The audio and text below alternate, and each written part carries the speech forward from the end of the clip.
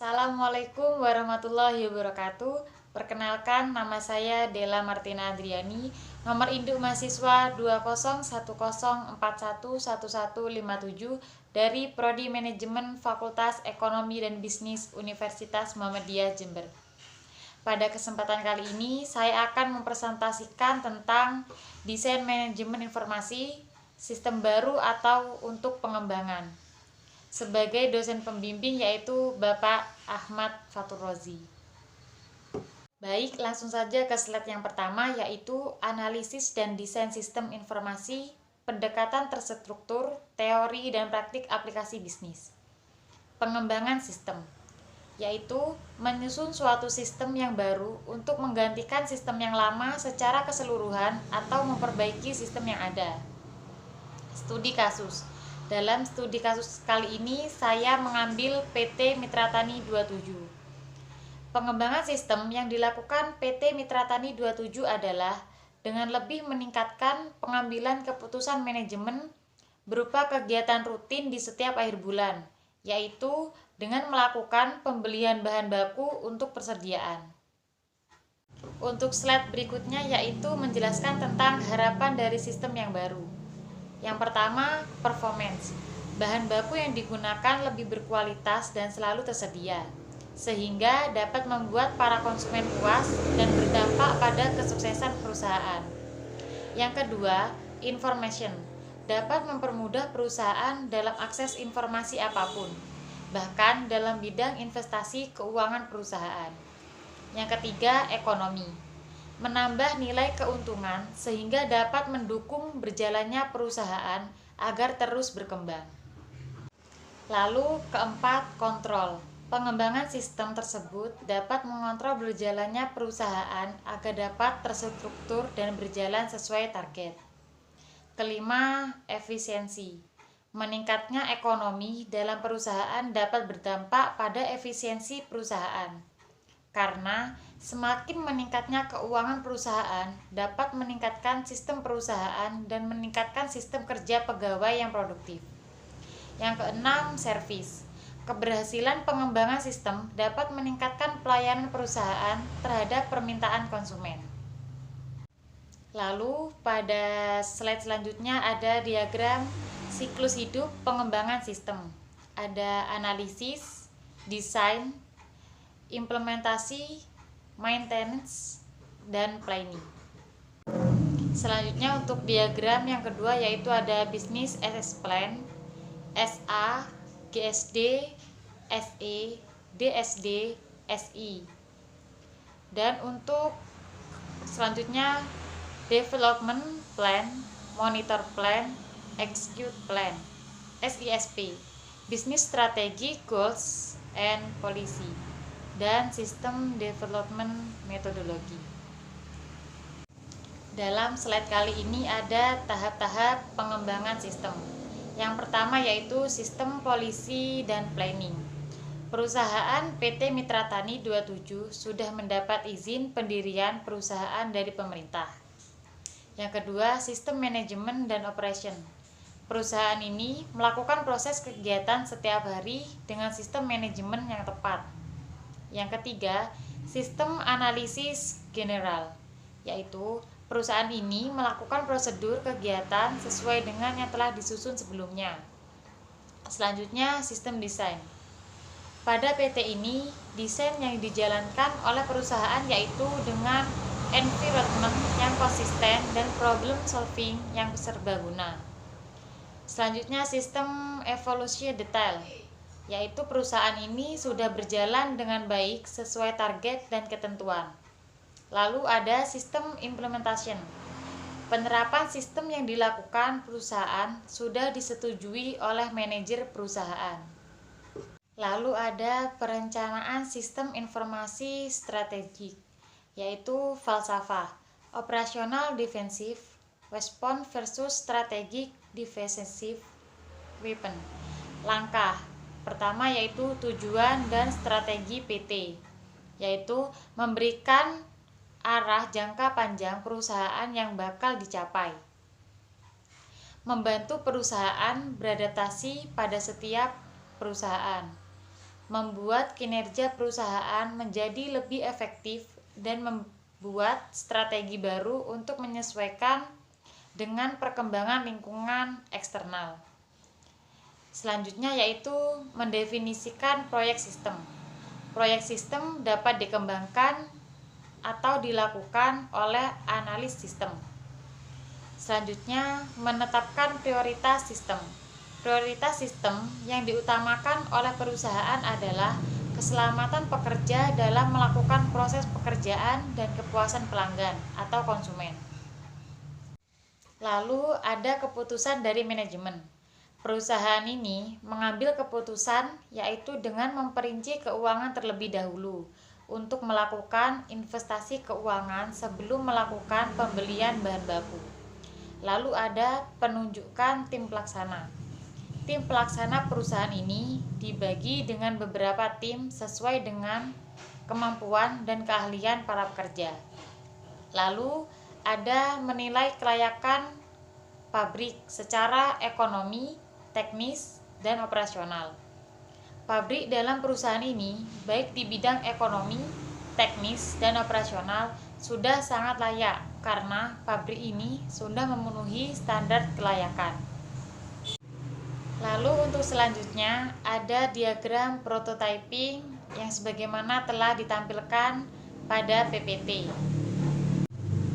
Kemudian ada pendekatan pengembangan sistem. PT Mitra Tani 27 awal mulanya menggunakan pendekatan sistem klasik. Kemudian perusahaan ini menggunakan sistem terstruktur, yaitu menggunakan keputusan manajemen setengah terstruktur, di mana keputusan yang sebagian dapat diprogram, sebagian berulang-ulang dan rutin, dan sebagian tidak terstruktur. Keputusan ini bersifat rumit dan membutuhkan perhitungan-perhitungan serta analisis yang terperinci, di mana Pak Untung sebagai manajer melakukan pertimbangan terlebih dahulu mengenai pembelian bahan baku untuk persediaan. Lalu alat dan teknik pengembangan sistem berbentuk grafik. Yang pertama, HIPO, hierarki plus input proses output. Alat dokumentasi program yang berbasis pada fungsi, yaitu tiap-tiap modul di dalam sistem digambarkan oleh fungsi utamanya. Lalu ada data flow diagram, menggambarkan suatu sistem yang telah ada atau sistem baru yang akan dikembangkan secara logika tanpa mempertimbangkan lingkungan fisik di mana data tersebut mengalir, misalnya lewat telepon, surat, dan sebagainya. Lalu struktur chart mendefinisikan organisasi dari sistem informasi secara berjenjang dalam bentuk modul dan submodul dengan menunjukkan hubungan elemen data dan elemen kontrol antara hubungan modulnya, sehingga memberikan penjelasan lengkap dari sistem dipandang dari elemen data, elemen kontrol, modul, dan hubungan antar modulnya.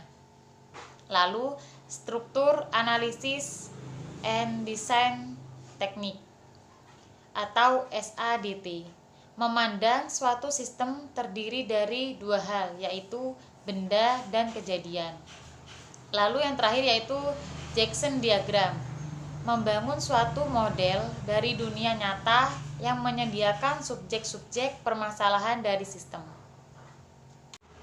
Selanjutnya analis sistem dan programmer. Programmer 1. Tanggung jawab programmer terbatas pada pembuatan program komputer. Kedua, pengetahuan programmer cukup terbatas pada teknologi komputer, sistem komputer, utilities, dan bahasa-bahasa program yang diperlukan. Ketiga, pekerjaan programmer sifatnya teknis dan harus tepat dalam pembuatan instruksi-instruksi program. Keempat, pekerjaan programmer tidak mencakup hubungan dengan banyak orang, terbatas pada sesama programmer dan analis sistem yang mempersiapkan rancang bangun atau spesifikasi programnya. Lalu untuk analis sistem, 1. Tanggung jawab analis sistem tidak hanya pada pembuatan program komputer saja, tetapi pada sistem secara keseluruhan. Kedua, pengetahuan analis sistem harus luas, tidak hanya pada teknologi komputer, tetapi juga pada bidang aplikasi yang ditanganinya. Ketiga, pekerjaan analis sistem dalam pembuatan program terbatas pada pemecahan masalah secara garis besar. 4.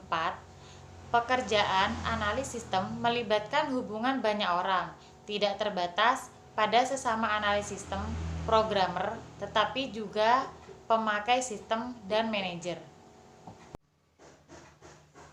Untuk selanjutnya yaitu tentang pengetahuan dan keahlian analisis sistem.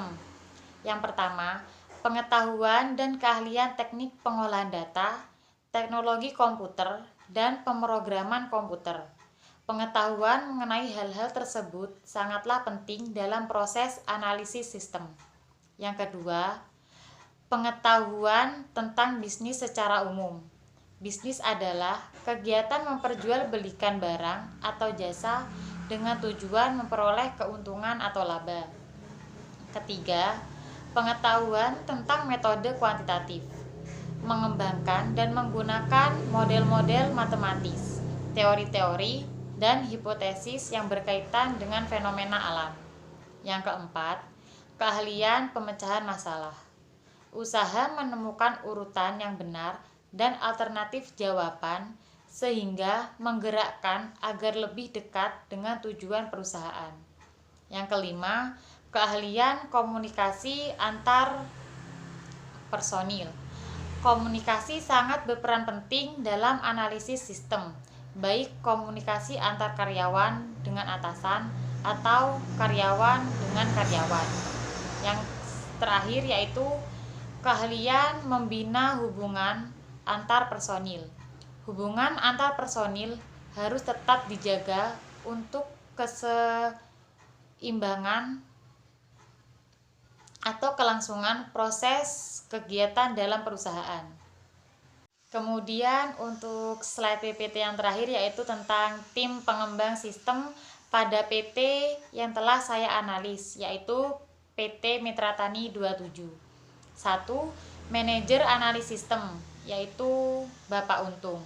Kedua, Ketua Analis Sistem, Edi Zen Yulianto. Ketiga, Analis Sistem Senior, Aris Toharisman.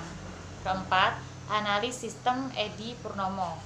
Yang kelima, Analis Sistem Junior, M. Novi Saputra. Yang keenam, Programmer Aplikasi Senior, Rivianu Fitra Budiman. Yang ketujuh, Programmer Aplikasi, Novi Ambarwati. Yang kedelapan, Programmer Aplikasi Junior, ada Nanang Handoko.